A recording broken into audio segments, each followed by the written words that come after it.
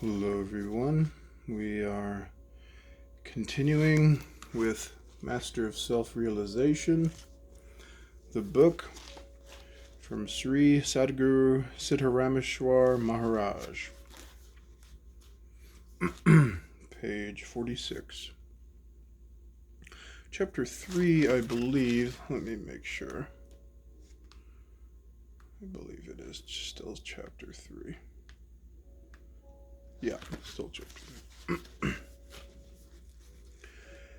Now we will see what the fourth body, the great causal body, is. The great causal body is also known in the teachings of Vedanta as the Turiya state, or Sat Chit Ananda. It is called great causal because it is above, or beyond the limits of the causal body. It is the father of the other three bodies. In Hindu mythology, King Yanka means creator or producer, was one without a body, Videhi. He had a daughter named Janaki. Janaki means awareness. This mythological story tells us that King Janaka is the same as the fourth body, the great causal body. This indicates a state of consciousness that is without a body in spite of the fact that the body still exists. That is the state of knowledge in the fourth body. This is King Yanka. Out of him, the daughter Janaki awareness is created. Compared with the previous three bodies, the fourth body is a state that is without a body and without any conditions in the form of knowledge. However, this does not mean that there is an absence of knowledge found in the previous three bodies. Knowledge is the same whether it is an agitated condition or in equanimity. It is clean and pure in the state of equanimity as well as in the disturbed condition. Even when immersed in the flood of objective knowledge, in all states, knowledge is one and the same. However, the knowledge in the first three bodies is adulterated knowledge, or conditional objective knowledge. The knowledge in the state of the great causal body is balanced with the intermingling of the three gunas, rajas, tamas, and sattvas, and can be experienced as pure knowledge. Whether knowledge is in a balanced or an unbalanced state, knowledge is always knowledge. However, it is different with respect to its conditioning. Because of the identification with particular conditionings of knowledge, the human being sees differences and creates distinctions and separations in the one knowledge, and separateness in the one knowledge. For example, the sweetness that one tastes in the various sweets called ladus, or jalebis, or basundis, is all sugar. However, because it is in these three particular forms, we say that the ladu is sweet, the jalebi is sweet, or the basundi is sweet. If we taste some sugar that is not mixed with any other ingredients, we will say that the sugar is sweet. If someone is given a description of what sugar is like, and is given a ladu and told that the sweetness in the ladu is sugar, he will never get the knowledge of the true nature of sugar. However, if he is given pure sugar, unmixed with any other ingredients, he will know exactly what sugar is. This example illustrates why knowledge cannot be experienced in its primal state in the first three bodies, because it is always in some form of conditioning. In the first three bodies, it will always be experienced only as objective knowledge. In the fourth body, that knowledge that is non-objective and pure, and which is not apparent, visible in the other three bodies, shines in its pure nature. This is the reason why aspirants have to be taken to the great causal body. When pure knowledge, or consciousness, is known, Then, even if it is mixed with objective knowledge, or is in any other state, the aspirant will understand correctly that the entity that is called the world is not separate or different from that which is called the knowledge of the self-knowledge. Even when each state comes and goes, the witness of these states does not come or go anywhere. The one who sees the dark and the fair complexion, as well as childhood, youth, and old age of the physical body, is also the one who sees all concepts, imaginings, dreams, and doubts in the subtle body. The same witness also sees the causal body. Where there is a complete absence of concepts, imagination, and doubts, the one who witnesses all three of these bodies is forever awake. There is a story of a woman with a peculiar characteristic who delivered a child. The child died before it knew its mother, and never saw the faces of its brother or sister that were also dead. This woman had many such children who died. The woman, however, remained where she was after burying all of the children. Not one child saw the face of another child, but the woman had seen all the faces of the children, and had within her a recognition of all those children. This is exactly like the three bodies that were born of the great causal body, which is in the form of the primal illusion, Mula Maya. However, none of these three bodies ever had the chance of seeing the face of each other, or the face of their mother.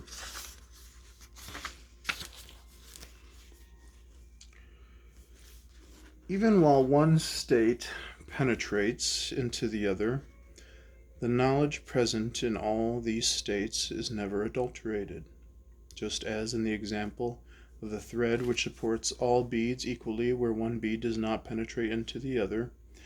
The great causal body is like that, as it pervades all the other states, like deep sleep, dream, and the waking state of awareness or consciousness, and the great causal body is the self-luminous flame, which becomes naked without any covering whatsoever, by making ignorance forget itself.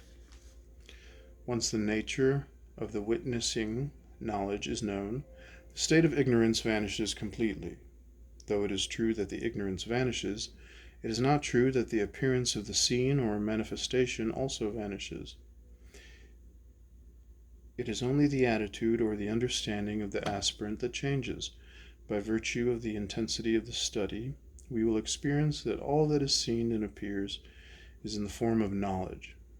As soon as one gains the understanding that it is only gold that is perceived in a piece of jewelry, the piece of jewelry itself is not destroyed. Similarly, when it is known that everything that exists is only the Lord of the universe, the visible universe is not destroyed, just as when the light of a lamp destroys darkness. The objects that become known do not vanish. At first there was no light, and nothing was known beyond the fact that there was some objective forms. The nature of the objects simply became clearly known in the light. In the same way, when we're looking at and feeling the world with blind eyes in the darkness of ignorance, the Sadguru's advice brings correct vision to our sight. When the flame of knowledge is lit in the inner consciousness, it spreads light all around, and the darkness of ignorance is destroyed. Yet the world appearance remains, as its true nature is uncovered and revealed. In this way, the point of view from which one was viewing the world changes after one acquires true knowledge. A mirage is viewed differently from the perspective of a man and that of a deer.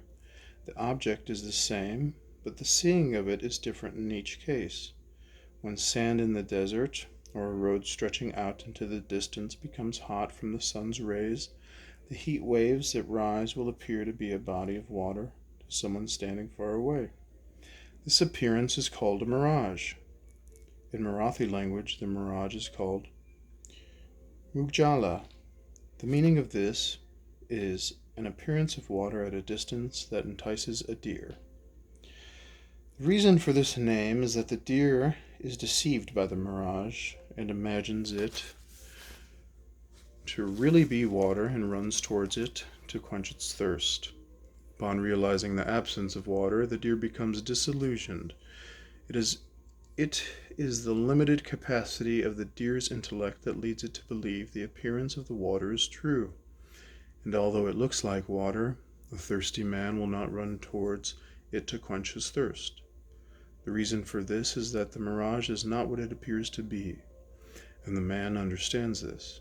He is not deceived into believing that there is the presence of water there.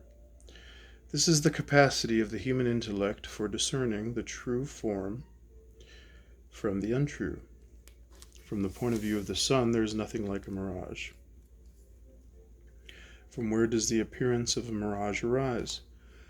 It is similar to this, that the attitude of an aspirant who is ignorant and therefore bound, and the attitude of a siddha, or a liberated man, are different. The one who is bound is driving the cart of practical duties, taking it for granted that the world is true. When an aspirant gains the knowledge of the self, he looks at the world with the attitude that it is just a temporary appearance or an illusion. However, the siddha is one who has become the self of all, and does not see the world at all. At this point, the first part of the exposition of the teaching and everything regarding the physical gross body up through the great causal body has been included. The next part of the teaching that is given after the explanation of the great causal body is the teaching of the final reality. A person cannot be called a siddha even if he gains self-knowledge by becoming identified with the great causal body, Sat Chit Ananda, and has realized that state. Even though he is accomplished, he is still looked upon only as an aspirant, sadhaka. The field where the siddhas rest is in that field of supreme knowledge, or vijnana, thoughtless reality. However, we will not discuss that yet at this point. At this stage in the exposition, the step under our feet is the great causal body, Mahakarana body, also known as the Turiya state. First, we must discuss the great causal body in more detail. We have said that the great causal body is the state of the annihilation of ignorance. However, it should be understood that ignorance, the state of forgetfulness, comes into consideration only in relation to the gross and subtle bodies. Actually, it has no real existence that has to be annihilated by acquiring knowledge.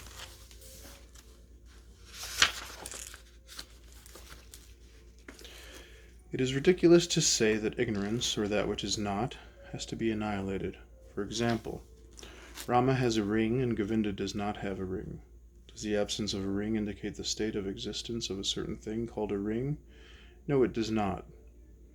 It is in exactly the same way that the state of forgetfulness that is non-existent and appears only in relationship to the gross and subtle bodies is an imagined state. It truly does not exist. Samartha Ramdas points out in his book, Das Bodh, that the state of ignorance, in the form of forgetfulness, is the state in which that which was not becomes non-existent. It is natural at this point that the question might arise, does the state of self-knowledge really exist? The one who saw the absence of dreams, imaginings, and doubts in the state of forgetfulness, and knew of their absence or non-existence, is the God of knowledge, Jnana Deva. It is he who witnesses the dissolution of all of the modifications of knowledge, and is the one who presides over the great causal body. However, it should be clearly understood that this witnessing knowledge is also a parasite and an unwanted presence on the pure nature of the self. This witnessing knowledge is only needed to be used to annihilate the ignorance of the causal body, which, having no knowledge, when the witnessing knowledge of the fourth body is left behind, the state of forgetfulness is forgotten, and knowledge sees only at itself. Observation of oneself cannot be called witnessing. The seer is called a witness when he forgets the self and sees something objective or different from the self. When seeing only himself, he abides in this supreme knowledge, vijnana, which is of the nature of the Absolute. In that aloneness, one likes humming to himself, Aham Brahmasi, I am Brahman, with that sound arising from within. Even this knowledge is limited or bound, and is still caught in the great causal body. This hum is the primal illusion, the original illusion, that is of the nature of the three gunas, gunamaya. If one wants to be rid of this illusion, even this humming sound has to stop for that rumbling primal illusion, mulamaya, to be permanently left behind. I am Brahman is a very subtle sense of I am that is imposed on the self, which is actually the absence of the ego, or a sense of separate self.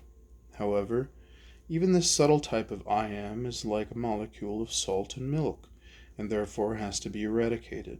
To take the false as true is a mistaken concept, but to take the true as true is the absence of any such concept. By virtue of this statement, in the absence of all concepts, the gross body is I, the subtle body is I, and the causal body is also I. However, as long as one continues to assert oneself to be any of these three bodies, it is certainly a mistaken concept and a type of pride. This having been said, the consciousness that says I, as I am Brahman, can be called egolessness, or having no pride, because this I is upholding the truth. Where is the falsehood in it? Actually, there is nothing untrue or false in this. Yet, if that true one goes on announcing, I am true, or I am Brahman, there arises a doubt about this truth. If a Brahman, someone of the priest caste, goes on telling everybody he meets, I am Brahman, the listener will say, if this man is Brahman, why is he repeating this? He must really be of some lower caste. In the same way, the repeated assertion of the concept I am Brahman shows that this consciousness, this knowledge in the great causal body is not free from doubt about its real nature. From this point of view, even the memory of the concept I am Brahman that reminds one of the self has to be erased. Consciousness, Satchit Ananda, that is of the great causal body, should be stabilized to such an extent that it is of neither memory nor forgetfulness. Only then does the aspirant become the nature of pure knowledge and bliss. Even when we consider our usual daily gross experiences, we are in a natural state that is without any remembrance or forgetfulness. Does anyone have an experience like, I have forgotten myself, or I was remembering myself? Has anyone ever tried to prove his existence by making such efforts? We do not ever forget ourselves, nor is it necessary to remember ourselves. We are always naturally in a state that is beyond the state of remembrance or forgetfulness, that is really our true nature. Remembrance or forgetfulness is always of something else that is separate from ourselves. From the basis of this truth, one should make a firm mental decision that whatever is remembered or whatever is forgotten is not I. It should be your firm conviction that whatever is remembered or forgotten is definitely not you. When there is no memory of self or forgetfulness of self, there is just being oneself, which can be recognized as self-illumination. Therefore, know that the gross body is not you, the subtle body is not you, and the causal body is not you. You are of the nature of self-knowledge, the awareness that I am the Satchit Ananda of the great causal body. You must constantly remain the same.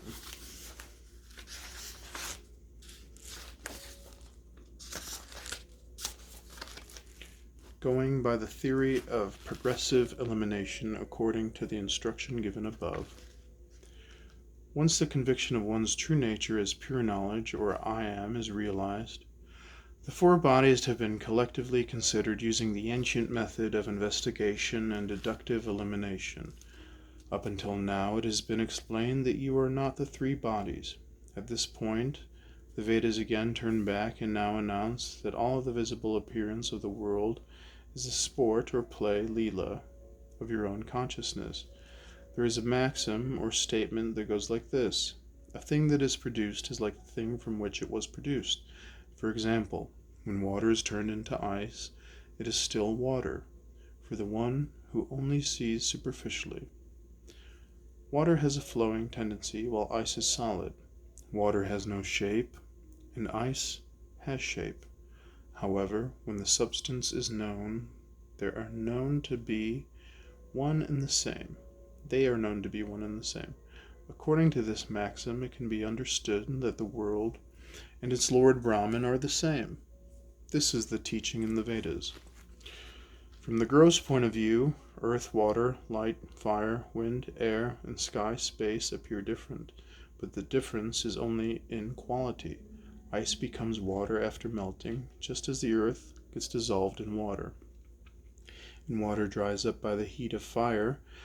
Fire or light is contained in the wind, and wind gets diffused and simply disappears in the space, because the self is the womb of all these five elements.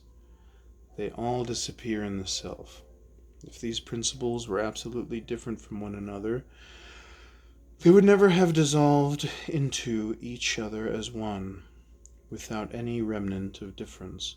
Consequently, the five elements, this gross world and the subtle world, are only the self. The self appears as all of the different characters and species. When a painter paints a tree, a stone, cows, buffaloes, a river, the sky, gods, demons, and human beings, they are all painted with a single thing called paint. In the same way, this spectacle appearing as the world in an infinite number of forms is nothing but pure knowledge. This is the bold and convincing deduction that one must conclude. One thing has to be mentioned at this point. It must be said that the method itself is of secondary importance, whether it is the method of deductive elimination or some different or contradictory method. The main purpose of a particular method is to impart the knowledge of the self. When an example in math is solved by several different boys using various methods, and their answer is the same, it becomes compulsory to accept the answer as being right. The answer is what is important, and the method of arriving at the answer is of secondary importance.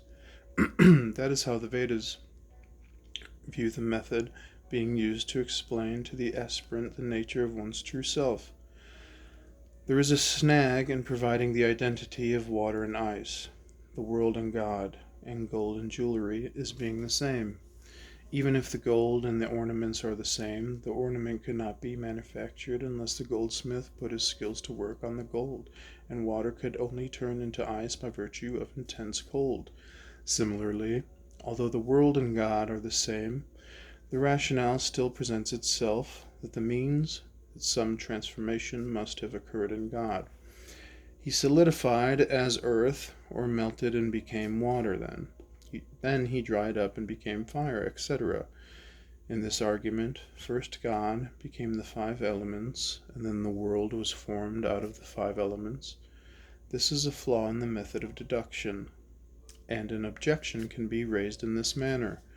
However, Samartha Ramdas has eradicated even this objection by the sentence, "Oh man, why are you asking about a thing which does not exist at all? The world has not come into existence. The absolute Parabrahman only exists. To forget oneself is the birth of illusion or Maya.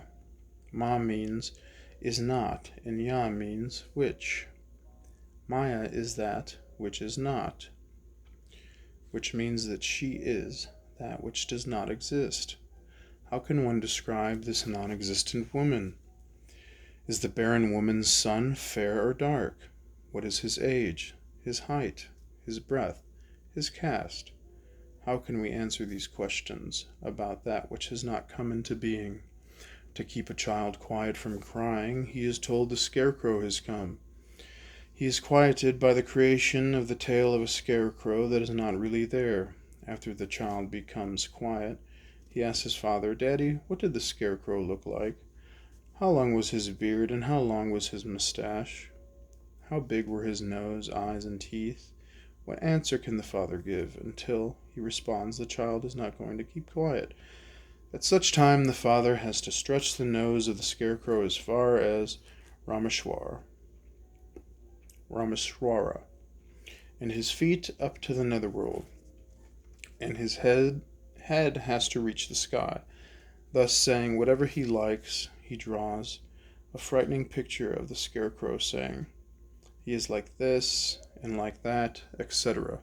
So do not cry again." This kind of description alone will match the description of Maya. The non-existent Maya exists, and she has created this world. The Vedas trying to explain to the Jivas, the human beings, how this world was created according to the capacity of their understanding. The Vedas somehow trace the source of Maya in the world. This is just the way it is, the way it happened.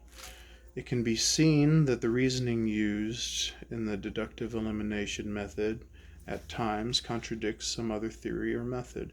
Yet instead of accusing the Vedas that since they tell one thing to A and another to B, that they are deceptive in telling wrong things, it must be said that the Vedas have explained the knowledge of the self to all, by using different methods according to the capacity of the aspirant's intellect.